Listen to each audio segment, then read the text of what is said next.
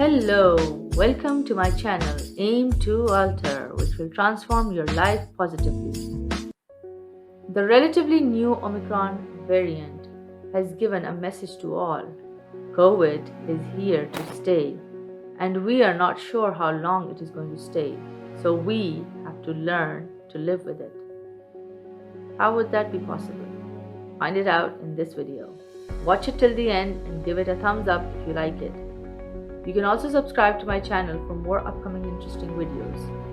So, I was telling that COVID continues to persist, evolve, and surprise.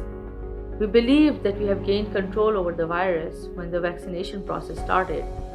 We stopped wearing masks and left all other COVID protocols like social distancing. However, Delta proved us to be wrong in our doings, and we went back to wearing masks and adhering to general COVID standard operation procedures, SOPs.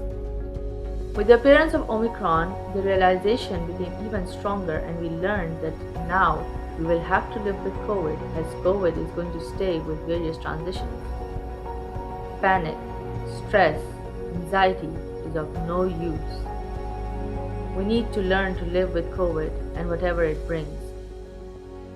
In my last video, I focused on how we can cope with stress and fear that COVID inflicts us with. You can watch that video in the link below to get rid of COVID anxiety.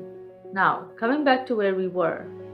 Yes, living with the COVID pandemic, you understood me well. The goal for the new normal with the COVID-19 does not include eradication or elimination, that is zero COVID strategy.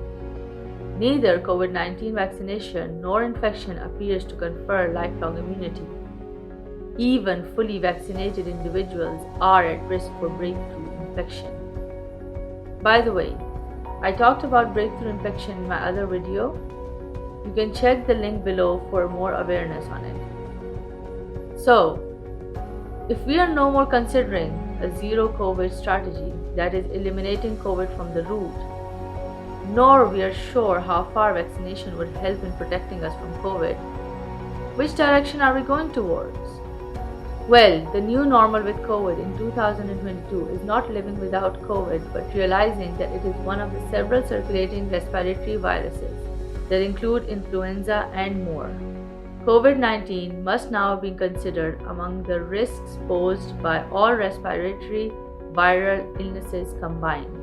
Many of the measures to reduce transmissions of COVID, for example ventilation, will also reduce transmission of the other respiratory viruses. The tolerance for disease, hospitalization, and death varies widely among individuals and communities. Cope with the pandemic and eventually endemic requires collective action. To respond to future public health threats requires deploying real-time information systems, a public health implementation workforce, flexible health systems, trust in government and public health institutions, with a belief in the value of collective action for public good is needed. The COVID-19 pandemic has affected the world for more than a year, with multiple waves of infection resulting in morbidity, mortality, and disruption to the economy and society. Response measures employed to control it have generally been effective but are unlikely to be sustainable over the long term.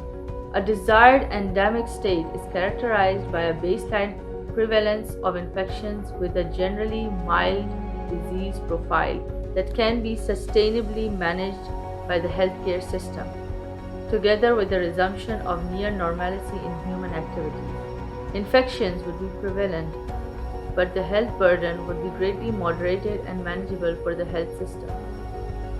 During the COVID-19 pandemic, it has been important to both minimize the risk of infection and restore daily life.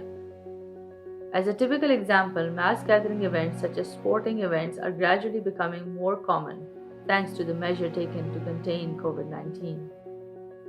Various measures were taken to stop the spread of COVID, including lockdowns, but the daily life must be gradually restored while continuing to minimize the risk of infection. Mass gathering events such as sporting events are an opportunity to restore a sense of normalcy.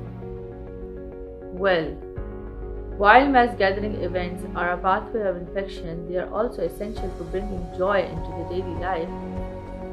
As I mentioned in my earlier video, that mental health of people was being compromised due to COVID. So it was essential to restore normal activities for people to feel better. If you want to watch my video on COVID and mental health, the link is given in the description below. So instead of escaping from COVID, we need to find ways to contain it. We need to now decide how we are going to live with COVID since it's not going anywhere. Initially, the prime objective was to minimize the mortality rate and frequent hospitalization. This was chiefly managed by imposing lockdowns. Gradually, with the arrival of vaccines, we gained a little control over the spread of the disease. However, the new emerging variants posed new challenges. Other factors were coming into limelight like mental health challenges. This led to a change in strategy to cope with COVID.